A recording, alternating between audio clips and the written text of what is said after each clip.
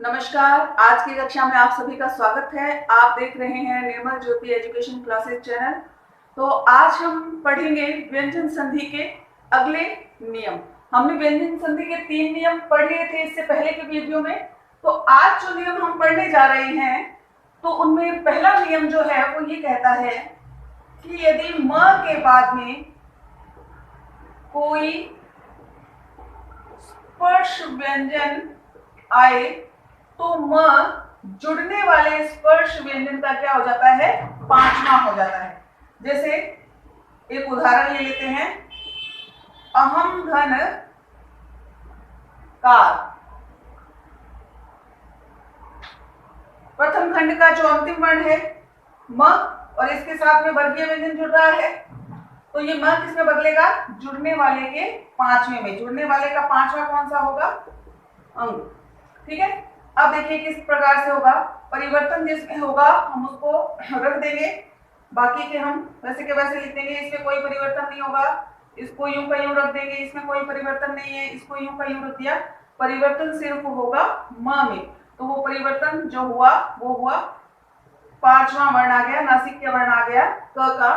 तो इसको यहाँ पे रख देंगे। और ये चूंकि आधा है, हलंत युक्त है, तो ये भी हलंत युक्त होगा। ये नियम हमने पिछले वीडियो में कर लिया था, लेकिन उसमें हलंत की त्रुटि रह गई थी, इसीलिए मैंने यहाँ पे ये उदाहरण लिया है, ये नियम दोबारा एक्सप्लेन किया है।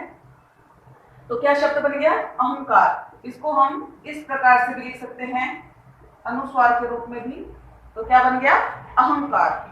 अब चलते हैं हमारे अगले नियम की ओर।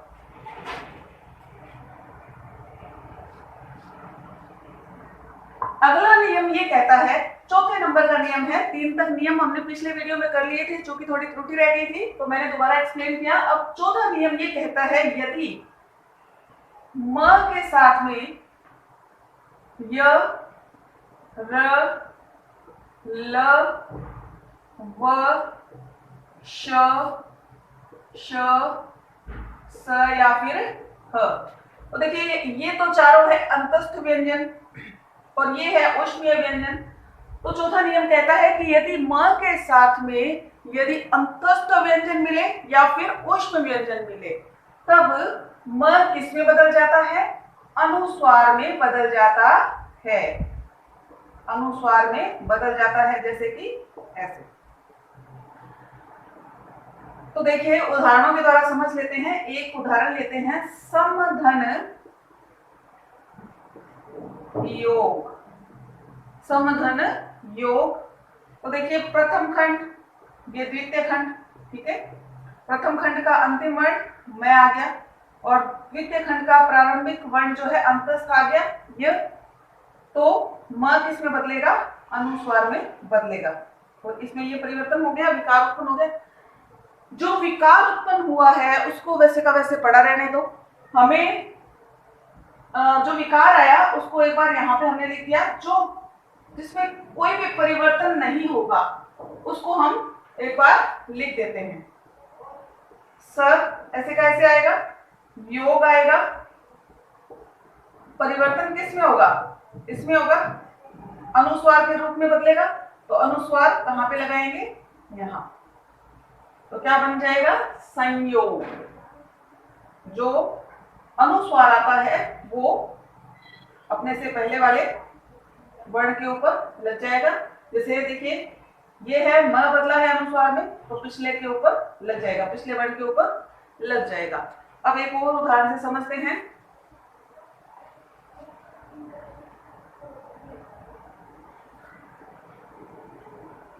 समधन रचना। तो देखिए परिवर्तन सिर्फ इसमें होगा, म के बाद में अंतस्थ व्यंजन आ रहा है, य, र, ल, व में से आ रहा है एक। ठीक है। तो र आ गया, तो ये किस में बदलेगा? अनुस्वार में बदलेगा। तो अनुस्वार लगता किसके ऊपर है? मतलब जब उसका उच्चारण होगा उससे पहले वाले वर्ण पे वो लग जाएगा। ठीक है। संरचना, तो उच्चारण यहाँ पे है, तो इससे पहले वाला जो वर्ण है ये स है, इसके ऊपर ये लग जाएगा। लेकिन विकार हमारे पास आ गया है। अब जिसमें कोई परिवर्तन नहीं होगा, एक बार हम उसको नीचे लिख लेते हैं। स को लिख लिया, रचना को लिख लिया, ये इस जगह विकार आया, अनुस्वार बना। अनुस्वार का उच्चारण कहाँ हो रहा है? इस जगह हो रहा है, तो जहां पे उच्चारण हो रहा है उससे पिछले वर्ण पे उसको लगा दिया, तो क्या बन गया? संरचना। क्या बन गया? संरचना। इसी के साथ कि मैं दो चार उदाहरण आपको दे रही हूं, आपको उनकी संधि करके जो नए शब्द बनेंगे वो बनाने हैं, अभ्यास करना है, जिससे कि नियम बिल्कुल अच्छे से आपको समझ में आ जाए। तो देखिए ये शब्द हैं समधन वार, समधन हार, समधन सार और समधन लघु। तो देखिए ये मैं आ रहा है यहाँ पे, ठीक है, जैसे कि इसने बोला है म आना चाहिए। म के बाद में ये अंतस्थ व्यंजन आ रहा है, ये ऊष्मीय व्यंजन आ रहा है, ये भी ऊष्मीय व्यंजन आ रहा है, ये अंतस्थ व्यंजन आ रहा है। तो परिवर्तन क्या होगा? परिवर्तन होगा कि म किसमें बदल जाएगा?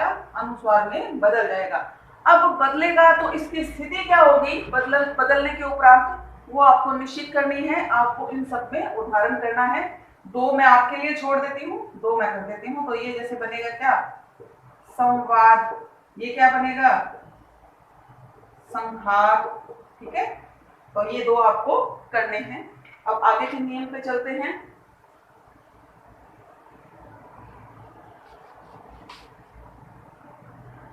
हमारा अगला जो नियम है वो है त संबंधी नियम।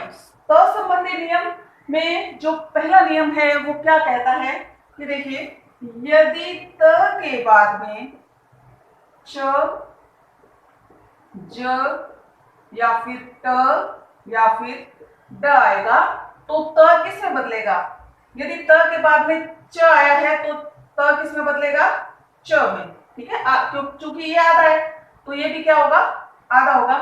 यदि त के बाद में ज आया है तो त किसमें बदलेगा? आधे ज में। यदि त के बाद में ट आया है तो त किसमें बदलेगा? आधे त में। ठीक है, हलंत युक्त त है, देख लीजिए। और यदि त के बाद में ड आया है तो त किसमें बदलेगा? ड में। तो अभी उदाहरण के द्वारा इसको समझते हैं। जैसे देखिए मैंने लिखा उत्धन चारण, तो देखिए त के बाद में क्या आया? च। तो शर्त के अनुसार क्या परिवर्तन होना चाहिए? त को किसमें बदलना चाहिए? च में, क्योंकि च आया तो त किसमें बदलेगा? आधे च में। तो देखिए जो बदलेगा वो तो होगा ये, ठीक है, विकार ये उत्पन्न होगा। लेकिन जो नहीं बदला उसको तो एक बार हम नीचे लिख लें। वो ऐसे कैसे रहेगा? चारण यू का यू रहेगा।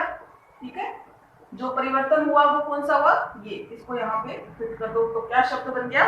उच्चारण। एक और उदाहरण कर लेते हैं। जैसे देखिए जगत धन जीवन, तो देखिए यहाँ पे त, ये त आ गया, इसके बाद में क्या आ रहा है? ज आएगा तो त किसमें बदलेगा? आधे ज में। तो देखिए इसमें तो होगा परिवर्तन, ये तो निश्चित है। जिसमें परिवर्तन नहीं होगा एक बार उसको हम लिख लेते हैं। देखिए इसमें कोई परिवर्तन नहीं होगा, इसमें कोई परिवर्तन नहीं होगा, इसको हम नीचे ले लेते हैं एक बार। ये लीजिए, ये जीवन लिख दिया मैंने। अब चूंकि त के बाद में ज आया है, ठीक है, तो त किसमें बदलेगा? आधे ज में बदलेगा। आधा ज कहाँ आ जाएगा? यहाँ आ जाएगा। क्या बन जाएगा? जगत जीवन। क्या बनेगा? जगत जीवन। एक और उदाहरण कर लेते हैं। जैसे तत् घन टीका, तो देखिए त के बाद में क्या आया? ट आएगा तो त किसमें बदलेगा? आधे ट में बदलेगा। तो देखिए जिसमें परिवर्तन नहीं होगा एक बार उसको नीचे लिख लेते हैं, जो परिवर्तन है एक बार उसको अलग रखते हैं। इसमें परिवर्तन होगा उसको अलग छोड़ दो, जिसमें परिवर्तन नहीं होगा उसको तो लिखे त, और इसमें टीका में कोई परिवर्तन नहीं होगा। अब देखिए त के बाद में ट आया तो त किसमें बदलेगा? आधे ट में बदलेगा। तो आधा ट यहाँ लगा दिया तो क्या बन गया? तत्तिका। अब मैंने ये 3 उदाहरण करवाए हैं, आपको 3 उदाहरण मैं दे रही हूं जो कि आपको सॉल्व करने हैं। मैं नोट कर देती हूं।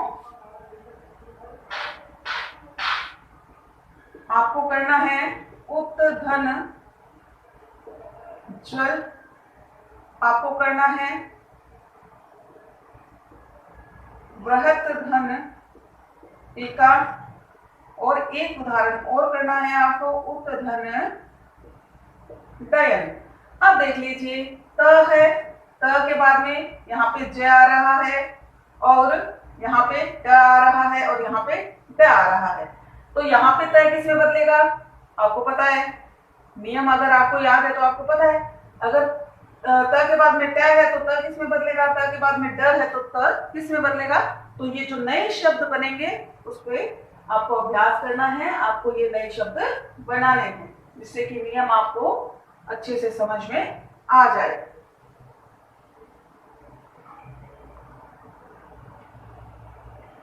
अब जो अगला नियम है त संबंधी, उसमें नियम क्या कहता है, हमारा ये नियम आ गया छठा नियम। नियम क्या कहता है, यदि त के बाद में है आएगा, यदि त के बाद में है आएगा, संधि में 2 खंड है, ठीक है।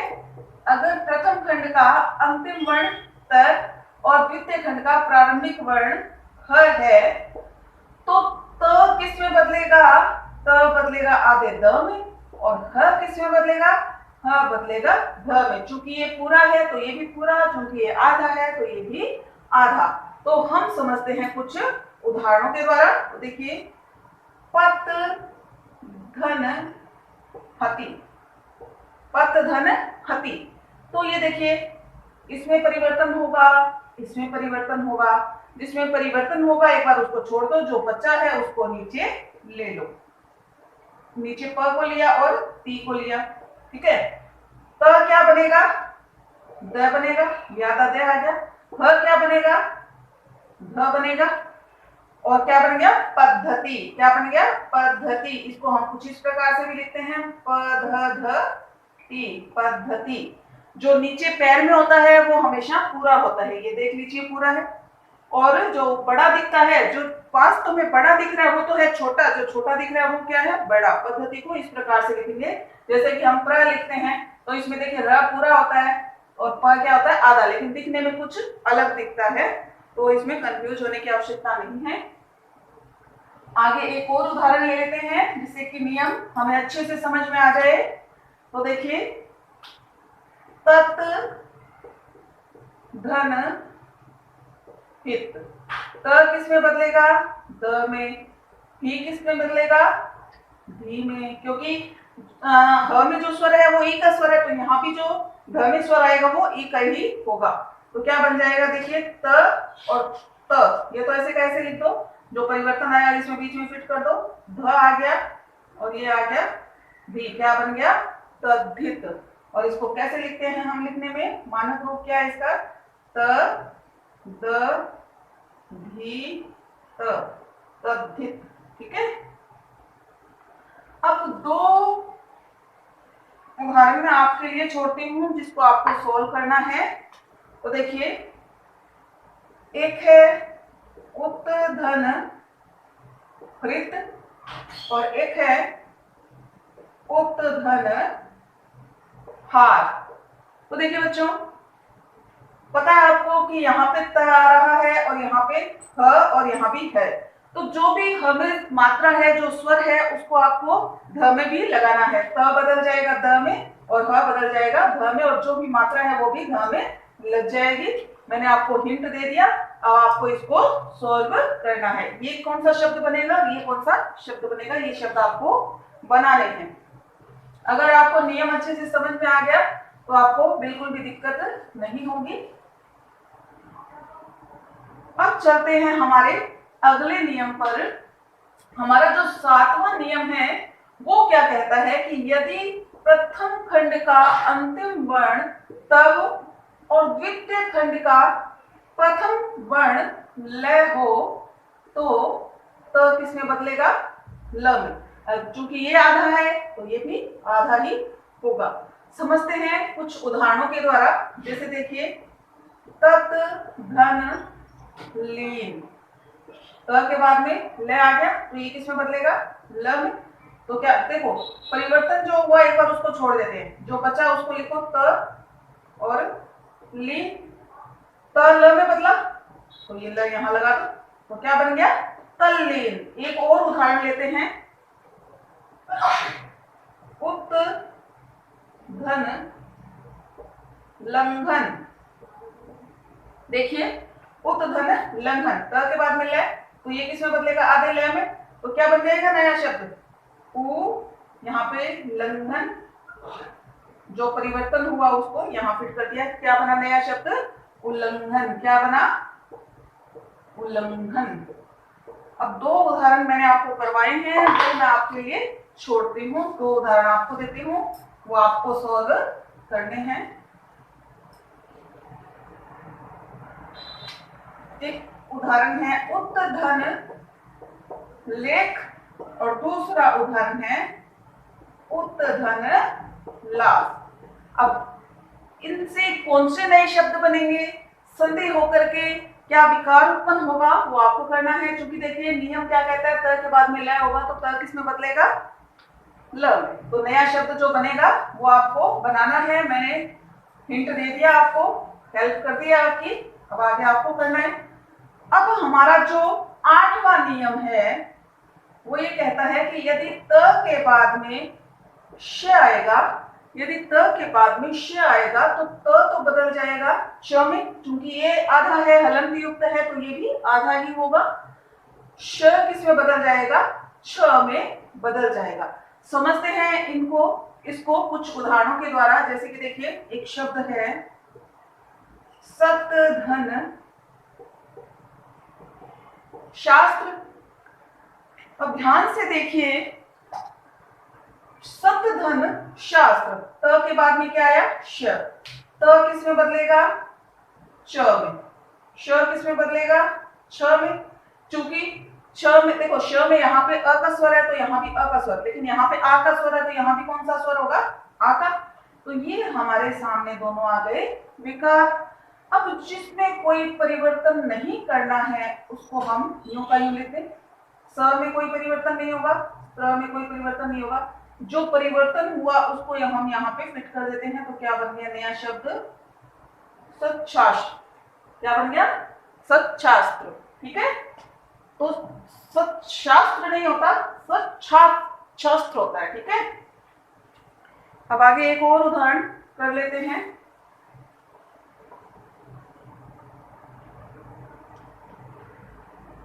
तत् धन शिव, ये किसका निशान है, प्लस का, इसको क्या बोलते हैं हम, धन। ठीक है, तत् धन शिव। त के बाद में श, तो त किसमें बदलेगा, च में बदलेगा, और श किसमें बदलेगा, छ में बदलेगा। क्योंकि यहाँ पे ई की मात्रा है तो यहाँ भी कौन सी मात्रा लगेगी, ई की। ये हमारे पास में दोनों परिवर्तन आ गए, विकार आ गए। जिसमें कोई परिवर्तन नहीं होगा उसको हम नीचे लिख लेते हैं, त, और व में कोई परिवर्तन नहीं होगा। अब इसको च को फिट कर दो और शिव को फिट कर दो, तो हमें पता है अगर ई की मात्रा और छोटी ई की मात्रा हो और उसके सामने कोई आधा वर्ण हो तो मात्रा उसके ऊपर से होकर आती है, तो क्या बन गया, तच्छिव। क्या बन गया, तच्छिव। अब कुछ उदाहरण मैं आपके लिए देती हूँ जिनको आपको सोल्व करना है। देखिए, उत धन शिष्ट, उत धन श्वास और उत धन श्रृंखल। तो देखिए त के बाद में क्या है, तालव्य श है। ठीक है, और तालव्य श होता है तो त किसमें बदलता है, च में, और श किसमें बदलता है, छ में। हमने अभी अभी समझा। अब हम क्या करें, तो देखिए त किसमें बदलेगा, च में, और श किसमें बदलेगा, छ में बदलेगा। जो मात्रा इस पे लगी है वही मात्रा यहाँ लग जाएगी। ये दो तो आप आसानी से कर लेंगे, लेकिन बात आकर के कहाँ अटकेगी, यहाँ। तो देखिए इसमें बिल्कुल भी कंफ्यूज होने की जरूरत नहीं है। ये जो श्रृंखल है इसमें ये जो श है ये कौन सा है, तालव्य ही है, तो इसमें आप भ्रमित मत हो जाना, ये भी तालव्य है और ये किसमें बदलेगा, छ में ही बदलेगा। तो देखिए इससे कौन सा शब्द बनेगा, उक्त। तो यहाँ पे देखिए त तो बदल गया च में, श किसमें बदल गया, छ में बदल गया, और जो मात्रा इसमें है वो मात्रा यहाँ लगा दीजिए, क्या बन गया, उच्च श्रृंखल। तो ये नया शब्द बन गया। ये दो उदाहरण आपको सॉल्व करने हैं, हल करने हैं। आगे हम चलते हैं हमारे व्यंजन संधि के नवे नियम की ओर। तो देखिए हमारा जो नवा नियम है वो क्या कहता है कि यदि द के बाद में प्रथम खंड का अंतिम वर्ण यदि द हो और द्वितीय खंड का प्रथम वर्ण या तो त या श या क या फिर स प ख इनमें से कोई हो, स प थ इनमें से कोई हो, ठीक है, या तो ये हो या ये हो, तब जो द है वो क्या बन जाएगा, त बन जाएगा। देखिए तक्षक, इसको किस प्रकार से आप याद रख सकते हैं, द के बाद में या तो तक्षक, ठीक है, तक्षक हो या क्या हो, सपथ हो, ठीक है, त च क इनमें से कोई हो या फिर स प थ इनमें से कोई हो, तो त किसमें बदलेगा, आधे त में बदलेगा। अब समझते हैं कुछ उदाहरणों के द्वारा इसको। तो देखिए तद धन सम, द के बाद में क्या आया, स आया, तो द किसमें बदलेगा, त में बदलेगा, ठीक है, आधा तय बन जाएगा, ये लीजिए। तो देखिए क्या बन जाएगा, जिसमें कोई परिवर्तन नहीं होगा एक बार उसको लिख दो, ये आ गया, जो परिवर्तन आया उसको यहाँ फिट कर दो, क्या बन गया, तत्सम। तो तद धन सम क्या बनेगा, तत्सम बनेगा। अब देखिए एक और उदाहरण ले लेते हैं, उद धन पेड़। अब परिवर्तन कहाँ होना है, सिर्फ यहाँ होना है। तो देखिए द शर्त पूरी हो रही है। तो देखिए ये किसमें बदल जाएगा, त में बदल जाएगा। तो नया शब्द क्या बनेगा, जिसमें परिवर्तन नहीं होगा वो पहले लिख दो, और जो परिवर्तन आया है उसको यहाँ पे फिट कर दो, क्या बन गया, उत्तीर्ण। क्या बन गया, उत्तीर्ण। एक और उदाहरण के द्वारा समझते हैं इसको।